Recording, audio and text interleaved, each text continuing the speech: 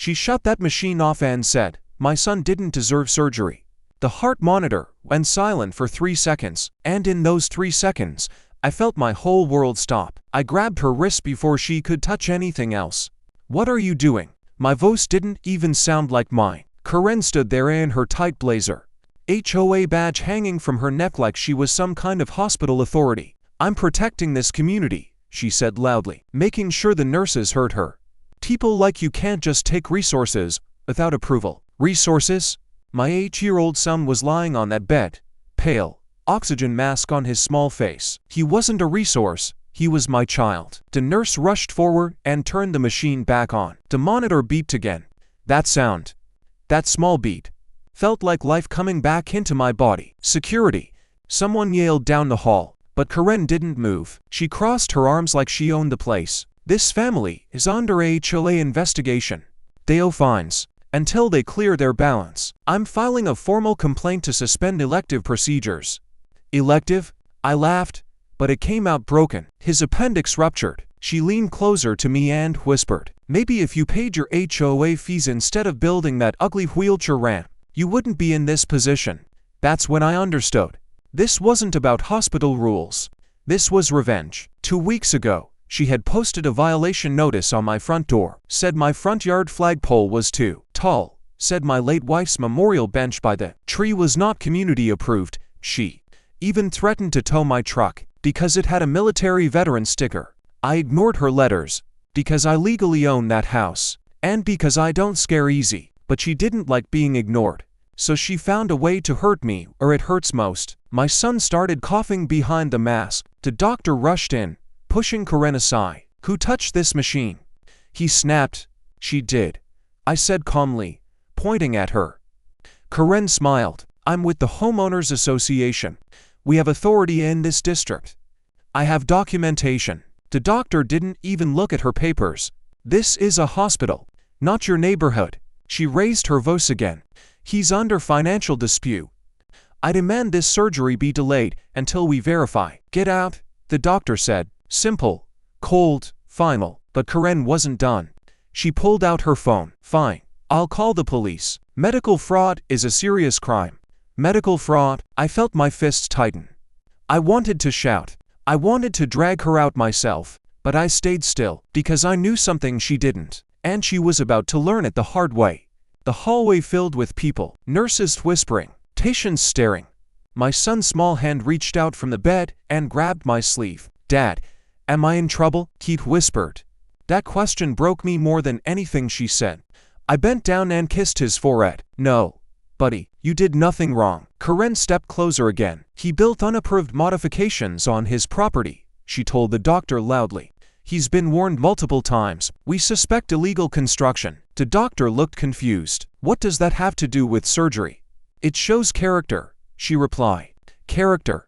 I finally turned to face her fully. "You came into a hospital to stop a child's operation because you don't like my front yard." She didn't answer directly. Instead, she smirked. "Rules matter." I nodded slowly. "Yes, they do." Sirens echoed faintly outside. Karen's smile grew wider.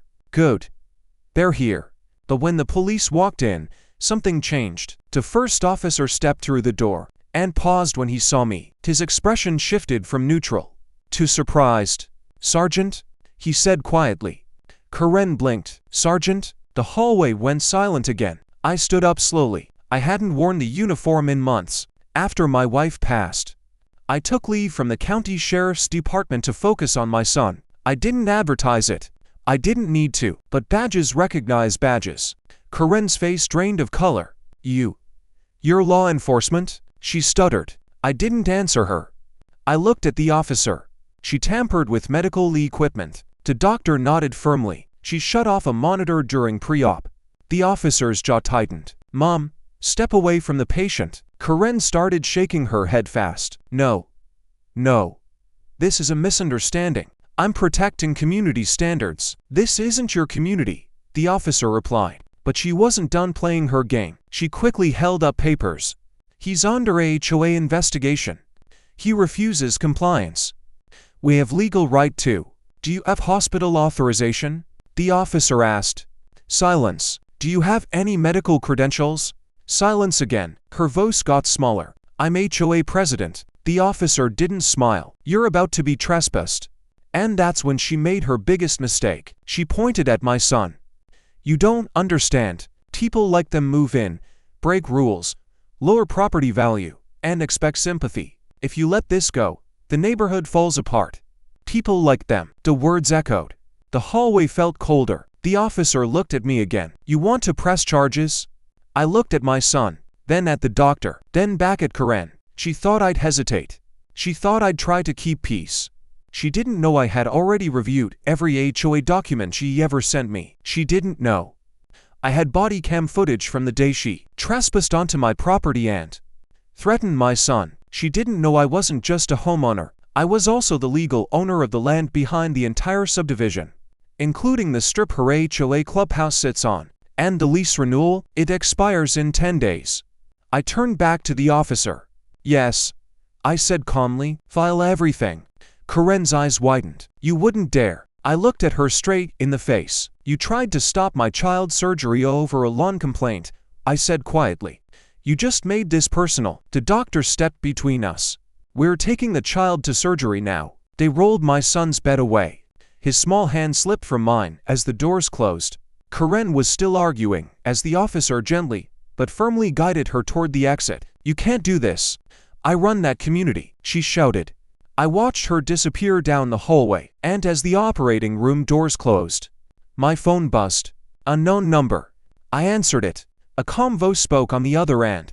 Mr. Walker, this is the county land office. We need to discuss your property lease with the Maple Creek HOA. I slowly looked toward the hospital entrance where Karen had just been taken out. Is there a problem? I asked. There was a small pause. Yes, the voice said. There's something you should know about that land. And the way he said it told me this wasn't over. The voice on the phone lowered. Mr. Walker, the Maple Creek HOA hasn't paid the commercial ground lease in 6 months. I stopped walking. The hallway felt too bright all of a sudden. 6 months? I repeated quietly. Yes, sir. Notices were sent. No response. According to the contract, you have the right to terminate access to the clubhouse property and surrounding parking lot within 10 days. 10 days. The same 10 days I just mentioned in front of Karen. So she didn't just come after my yard. She was desperate. I'll review the documents tonight, I said calmly. We'll email everything, the man replied. And sir, there's another issue. Of course there was. The HOA president filed a request last week claiming ownership of the land through adverse possession. I almost laughed. She what? She's attempting to claim you abandoned it. Abandoned? I looked down at my hands. I had inherited that land from my father. 40 years in the county, paid taxes on time, every single year. And now she was trying to steal it. Before I could respond, a nurse rushed toward me. They're starting the procedure. The phone call ended, but my mind didn't stop racing. Karen wasn't just petty. She was planning something. 3 hours later, I was still sitting in that stiff hospital chair when I saw her again. Not in handcuffs. Walking. Free. My jaw tightened. She wasn't escorted by police this time. Instead, she walked beside a man in a gray suit holding a briefcase. Her lawyer. She saw me and smiled. That same smile. The kind that says, I'm still winning. She stopped a few feet away. You pressed charges, she said softly. Yes. She tilted her head. Bold move. You touched medical equipment. And you think that sticks? She replied calmly. I never unplugged anything. I simply reported unsafe billing activity. Unsafe billing. The nurse who saw everything was standing 10 feet away. But Karen wasn't worried, because she had already prepared something. Her lawyer opened the briefcase and pulled out printed photos. My house. My yard. My truck. This is illegal construction, the lawyer said smoothly. Unpermitted ramp. Oversized flagpole. Unauthorized exterior modifications. It's ADA compliant, I answered calmly. Karen stepped closer. You built it without HOA approval. My wife was in a wheelchair. She didn't blink. Rules are rules.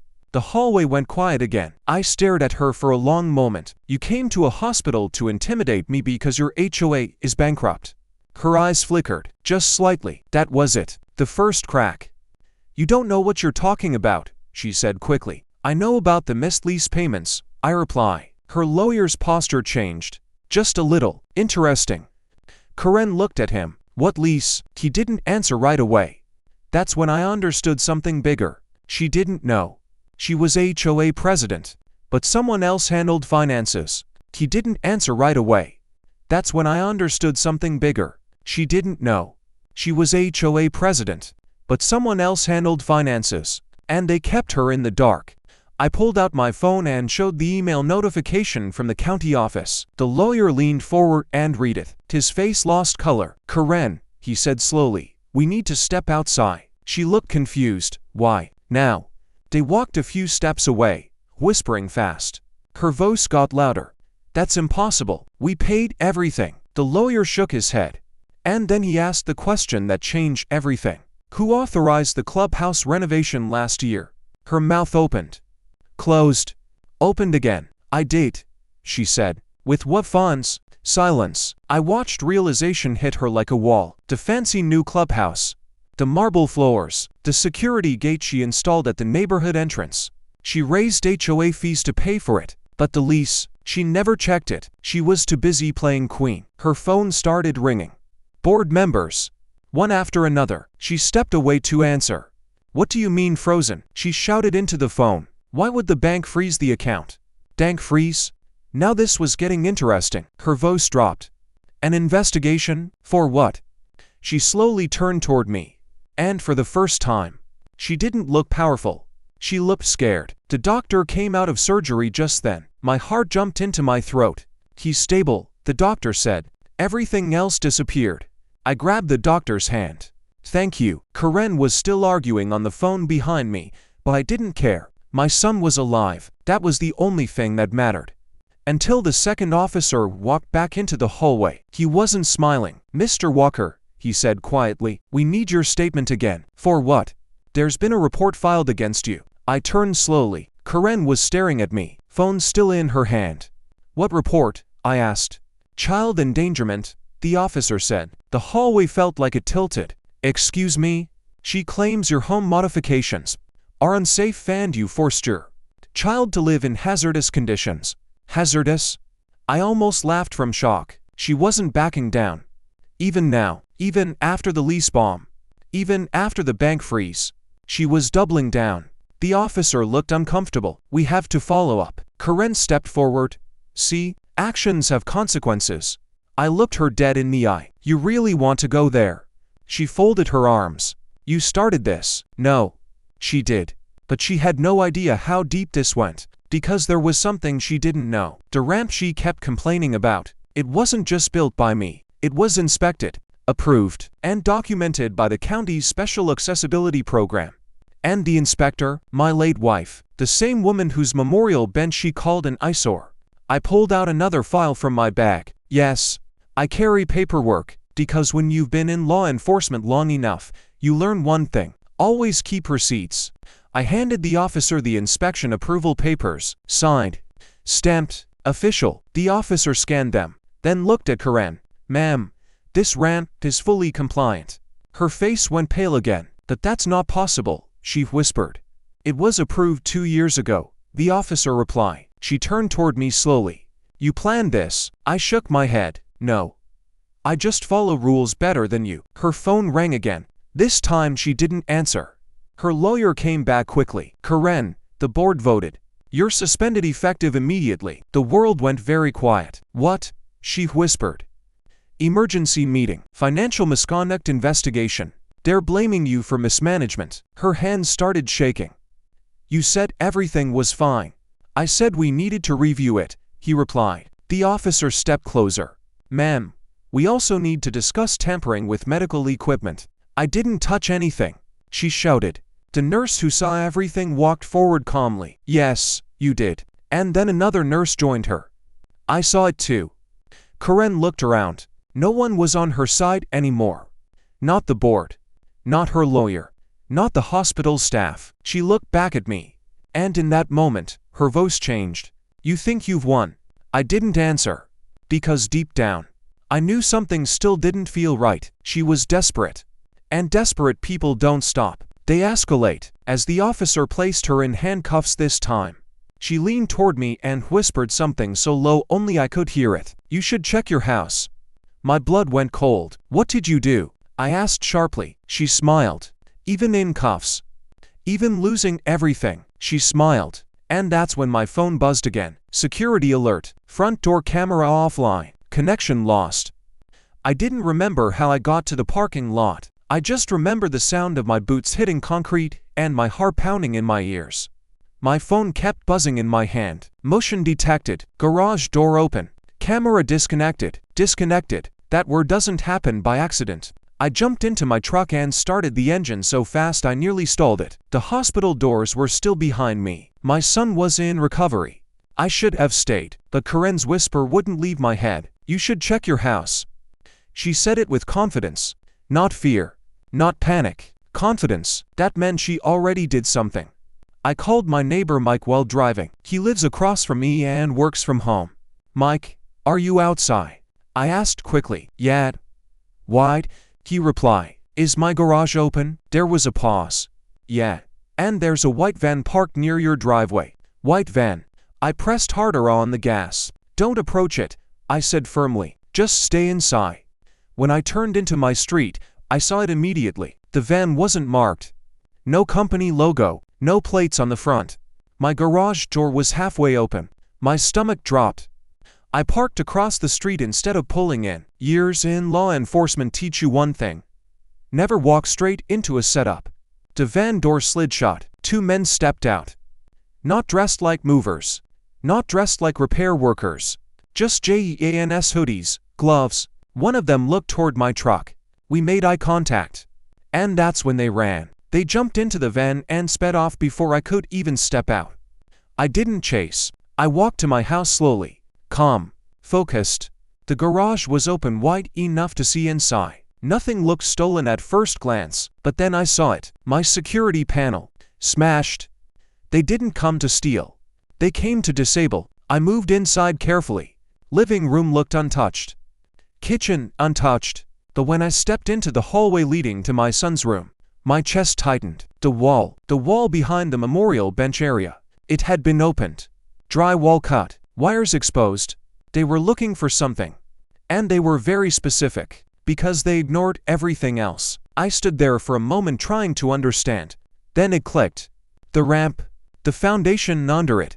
2 years ago, when I installed that ramp for my wife, I didn't just pour concrete. I installed underground wiring for security sensors. And more importantly, there's a small metal lockbox built into the foundation. Hidden.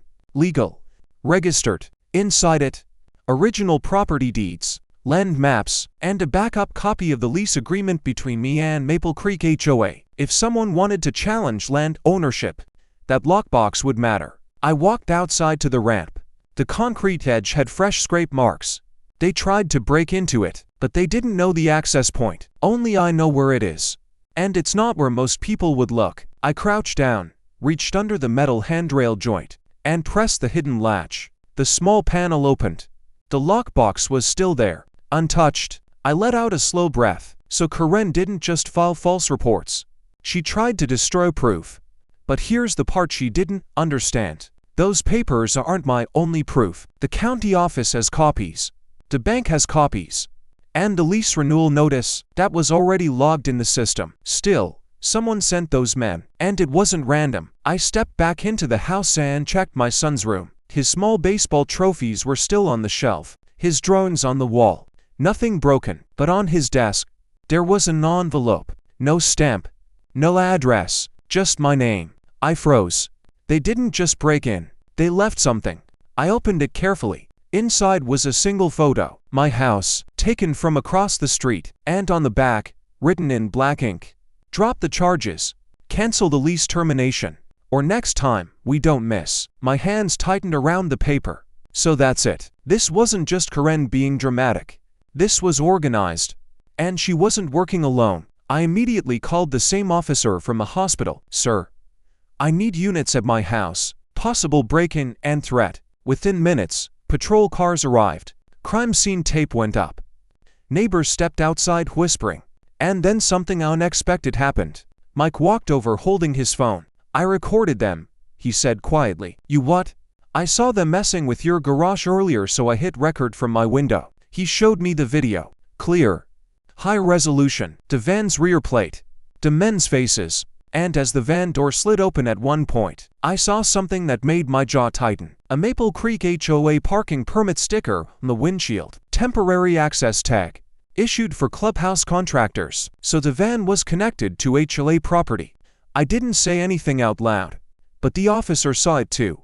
"Looks like we're expanding this case," he said calmly. Back at the hospital later that evening, my son was awake. He looked tired, but he smiled when he saw me. "Did the lady go to jail?" he asked softly. I pulled a chair closer. "Yeah," I said gently. "She won't bother us again." That was half true, because as I sat there, my phone buzzed again. "Unknown number," I answered. A man's voice this time, deep, calm, controlled. "Mr. Walker, this is Thomas Green." I knew that name.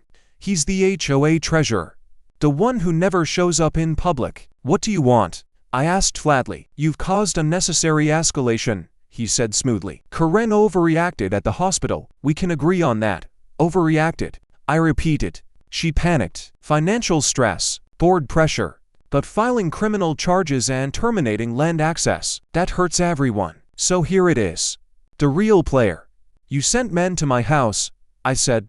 A small pause. "No," he replied calmly. "But I can make things very difficult for you." I leaned back in the chair. "Tried?" He lowered his voice. "If that lease ends, 142 families lose access to their only entrance road." I froze. "Excuse me?" "The access road to Maple Creek subdivision runs through your land?" "Technically, yes. But the community uses it daily. If you close it, emergency vehicles can't enter easily." That was true. The subdivision was designed with one main entrance, through my property. "That would make you very unpopular," he continued. There it is. He wasn't threatening legally. He was threatening socially. He wanted me to back down to avoid being the villain. "You think I care about popularity?" I asked quietly. "I think you care about your son growing up without hate from neighbors." Silence. That one landed. Because he wasn't wrong. Communities can turn ugly fast. He continued. "Drop the charges. Renew the lease quietly. We'll remove Karen permanently. You keep peace." "Peace? At what cost?" "You broke into my house," I said. "I told you." "I didn't." But he didn't deny knowing who did. "You have until tomorrow," he said calmly, "or we let the board spin this publicly." The call ended. I sat there staring at the dark screen. So this wasn't just Karen's ego. This was money, land, control, and fear. They were afraid of losing the subdivision entrance, and instead of negotiating properly, they chose intimidation. Big mistake, because they still didn't know one thing. The access road? Yes, it runs through my land, but there's a secondary emergency easement registered with the county, signed quietly last year. After my wife passed, I made sure ambulances would always have access, even if the main gate closed. I don't play reckless, I play prepared. The next morning, local news vans were outside Maple Creek. Someone leaked the hospital incident. Headline: HOA president arrested after allegedly interfering with child's surgery. Karen's face was everywhere. Parents in the subdivision were furious. Not at me. At her. Board members started resigning. But Thomas Green, still silent, still behind the curtain. By afternoon, I received a formal letter from the HOA attorney. They requested an emergency mediation meeting. Location: Maple Creek Clubhouse, the same clubhouse sitting on my land. I went. Not in uniform.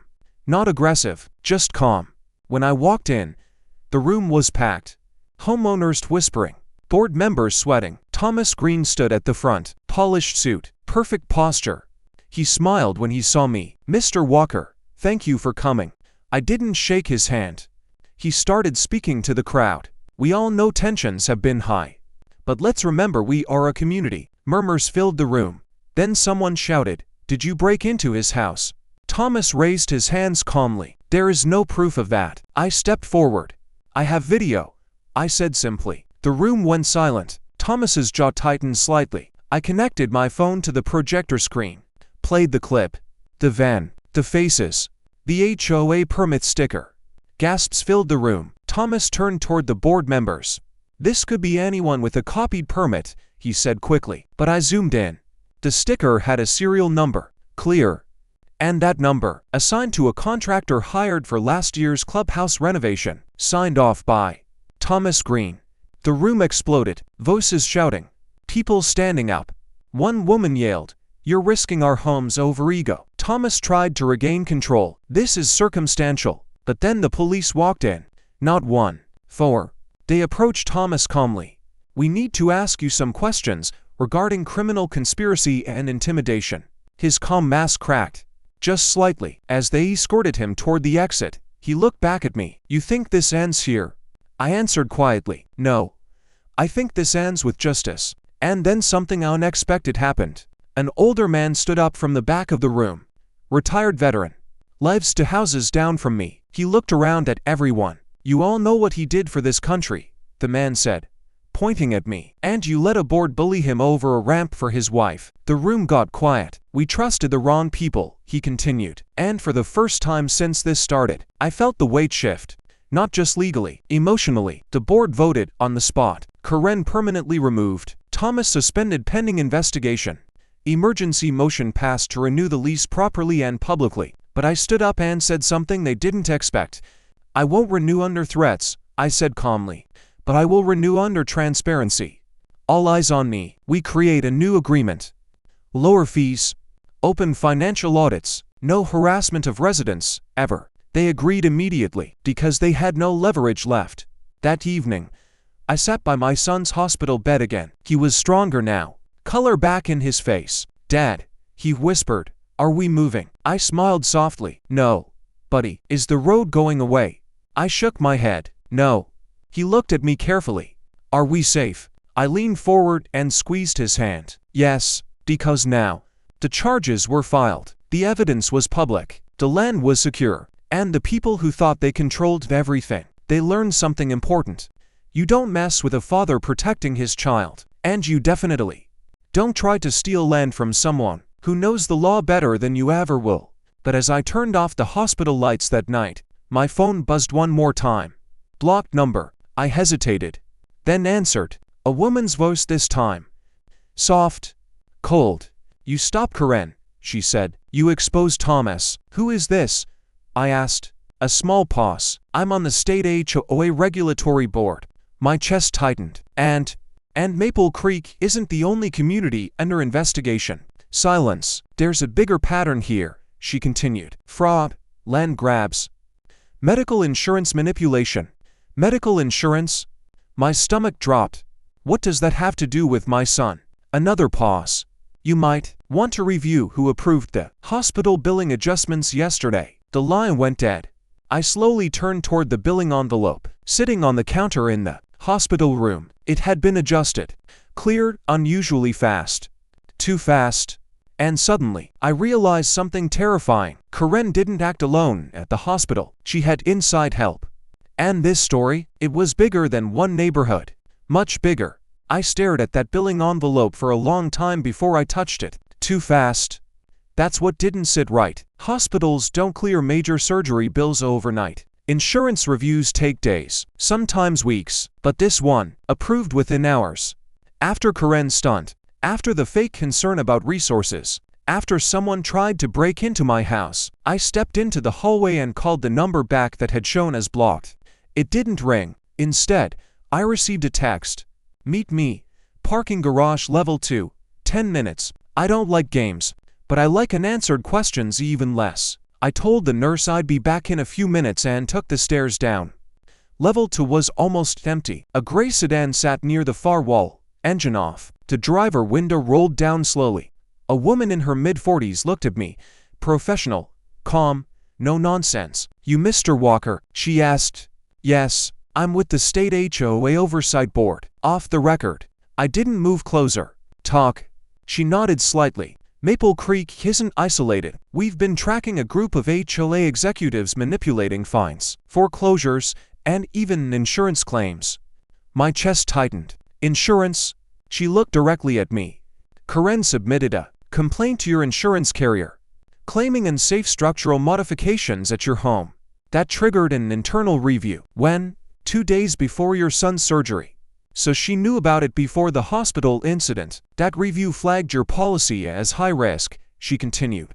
which likely trigger extra billing scrutiny at the hospital. My jaw clenched. So she wasn't just being cruel, I said quietly. She was trying to financially corner me. The woman nodded. If your claim got denied or delayed, you'd be under pressure. At HOA fines, at social pressure. You might have backed down on the land lease. A slow, cold understanding settled over me. This wasn't emotion, it was strategy. They thought if they squeezed hard enough, I'd fold. But they miscalculated one thing. I don't fold. Who else is involved? I asked. She hesitated. Thomas Green wasn't the head. He was the operator. And the head. She looked toward the concrete pillar beside her car. Regional Developer Consortium. They build neighborhoods, install friendly HOA boards, then slowly push out original landowners to consolidate control. Push out, like me. You're saying they wanted my land for expansion? Yes. And Karen? Ambitious, useful, replaceable. I let that sit. Why tell me this? I asked. She met my eyes. Because you didn't react emotionally. You documented everything. You followed the law. And you exposed them publicly. She paused. We need someone who won't back down. I almost smiled. I just want peace for my son. And the only way you get peace, she said softly, is by finishing this. She handed me a flash drive. Financial transfers. Contractor payments. Insurance complaint logs. Enough to bring federal attention. Federal. This was bigger than I thought. I took the drive. What happens next? I asked. You file a formal complaint beyond the county level, and you let this go national. She started the engine. One more thing, she added. Your hospital billing. Cleared because someone inside flagged your case as legally sensitive after Karen's arrest. They didn't want exposure, so my son's surgery was never actually denied. No, but it was going to be delayed. That word hit hard. Delayed, with a ruptured appendix. Delay could have killed him. She drove off without another word. I stood there alone in the parking garage. This started with a lawn complaint. It almost cost my son his life, and now, it was about something much bigger. The next week moved fast. Federal investigators contacted me after I submitted the evidence. The flash drive contained more than I expected. Emails between Thomas and a regional developer discussing acquisition leverage. Lists of homeowners under pressure strategy. My name highlighted in yellow. Decide it. One note. Veteran. Single parent. Emotional trigger equals child. I stared at that line for a long time. They studied me. They planned around my son. That crossed a line that can't be uncrossed. News picked up the story nationally after the federal inquiry went public. Headlines shifted from HOA drama to multi-state HOA fraud scheme under investigation. Karen tried to issue a public apology. Too late. Thomas was charged with conspiracy and fraud. The developer group denied everything. Then bank records surfaced. Then contractor kickbacks surfaced. Then internal memos about land acquisition surfaced. One by one, they fell. Not because I yelled. Not because I threatened. Because I kept proof. Because I stayed calm.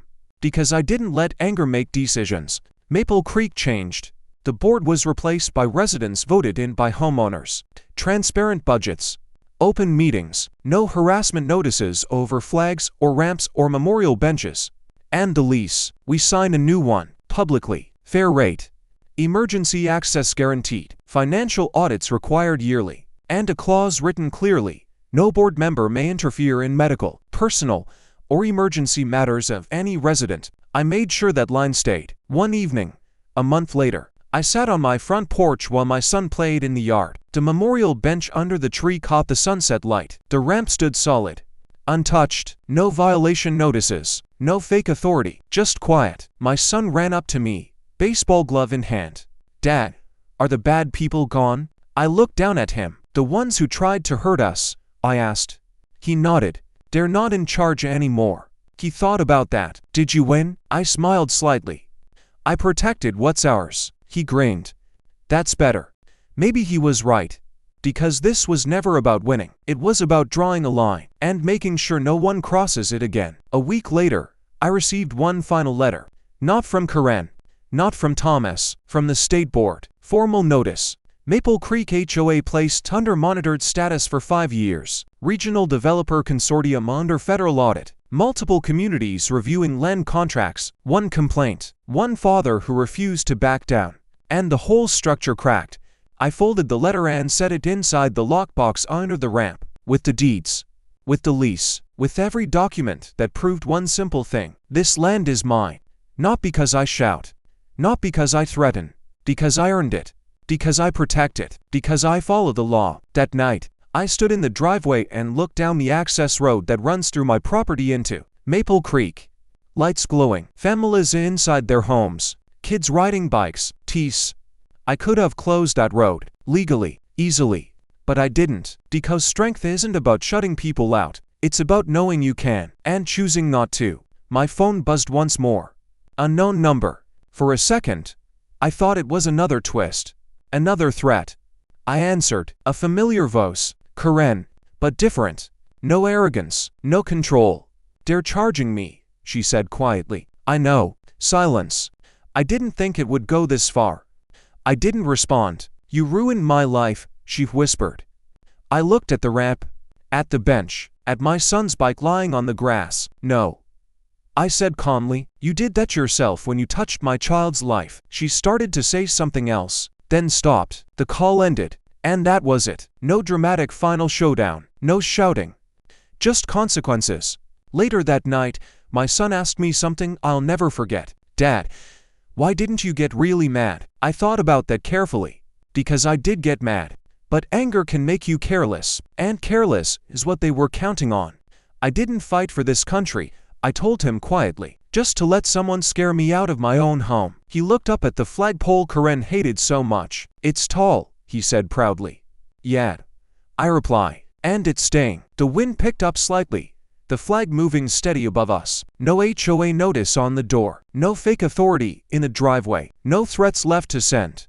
Just a father, a son, and a house on land that no one will ever try to steal again. Because the real twist, they judge the wrong person. And when you push a quiet man protecting his child,